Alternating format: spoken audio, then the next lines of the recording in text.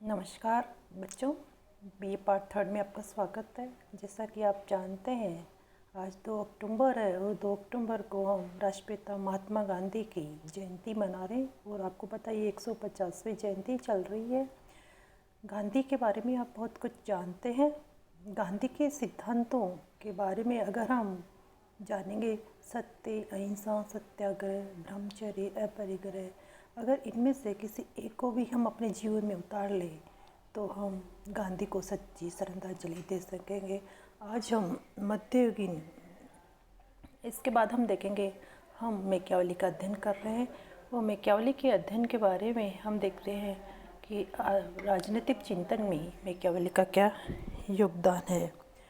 डर्निंग के शब्दों में कहना है कि वह आधुनिक युग का प्रारंभ करता है, उसी प्रकार ये जैसे ये कहता है कि वह मध्य युग को समाप्त करता है। इन्हीं आधुनिक युग का जनक करने का तात्पर्य ये है कि आधुनिक युग में मैकियावेली से प्रारंभ होता है और हम इसी युग के प्रारंभ होने के साथ मध्य युग का अंत भी हो जाता है। मैकियावेली ने मध्ययुगीन मान्यताओं और परंपराओं को न केवल अपेक्षा की अपील की, उसका खंडन कर राजनीति की नवीन इत्यादि रूप प्रदान किया। मैकियावेली ही वह प्रथम वैज्ञानिक लेखक है जिसने राजनीति को नैतिकता और धर्म से पूर्णतः पृथक किया और धर्मनिरपेक्ष विचारों का जन्म दिया, जो आधुनिक युग की विशेषता है। मैकियावेली ने ही मध्ययुगीन दैविक कानूनों, प्राकृतिक कानून और सामंतवाद को अस्वीकार कर राज्यों को सकारात्मक कानून को जन्म दिया और आधुनिक युग की विशेषता है।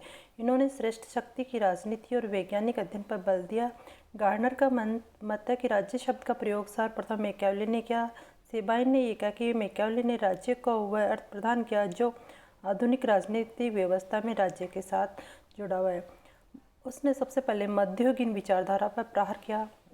दैविक कानून, क्योंकि उस समय पोप का प्रभुत्व था। मध्य युग में राज्य की समस्त शक्ति वस्तुतः पोप के हाथों में निहित थी और वह ईश्वर को पुत्र तथा उसका उत्तराधिकारी माना जाता था। उसकी विशेषता, उसकी निरंकुशता चरम सीमा पर पहुंच गई थी। उसकी अनैतिकता और पतन से देश में भारी अव्यवस्था फैल गई थी। डिस्कोर्सेस में इसका वर्णन करते हुए कहता है कि चर्च न केवल हमको अधार्मिक और भ्रष्ट बनाया, अभी तो हमारे देश को टुकड़े टुकड़े कर हमें बर्बाद कर दिया और अभी हम कर रहे हैं नित्य। मैकियावेली एक सच्चा देशभक्त था। उसकी ये हार्दिक इच्छा थी कि उसका देश एकता के सूत्र में बंध जाए, इसलिए उसने निरंकुश पोप तंत्र की कटु आलोचना की और राज्य को, प्रभुसत्ता व चर्च को उसका अनुगामी बनाया।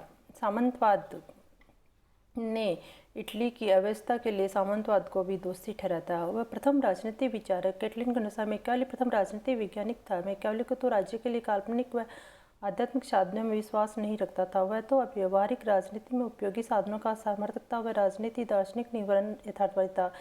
ऐतिहासिक पद्धति को उसने अपने अध्ययन का आधार बनाया। राज्य की आधुनिक स्थिति का निरूपण किया, राज्य की प्रभुसत्ता का पोषण किया, राष्ट्र राज्य की धारणा का उसने संदेश बांधे, राजनीति का धर्म और नैतिकता से पृथक किया।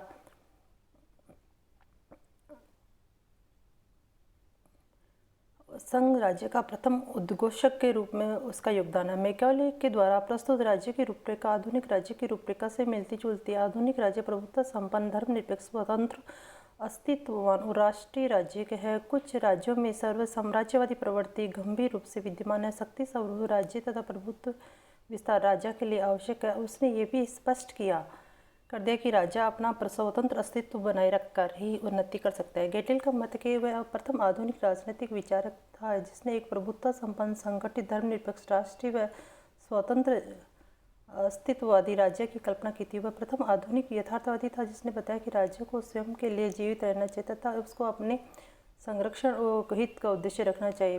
मैक्सिन ने इसे प्रथम आधुनिक राजनीतिक चिंतन और जोन्स ने उसे आधुनिक राजनीतिक चिंतन का पिता घोषित कर एक वास्तविकता का पुत्र है। ये सच है कि मैकियावेली ने आधुनिक युग की राजनीतिक विचारों का भवन का निर्माण नहीं किया, वरन उसकी आधारशिला उसे। धन्यवाद। इसी के साथ हम आगे मैकियावेली के आधुनिक विचारों का नेक्स्ट विचारों का हम अध्ययन करेंगे।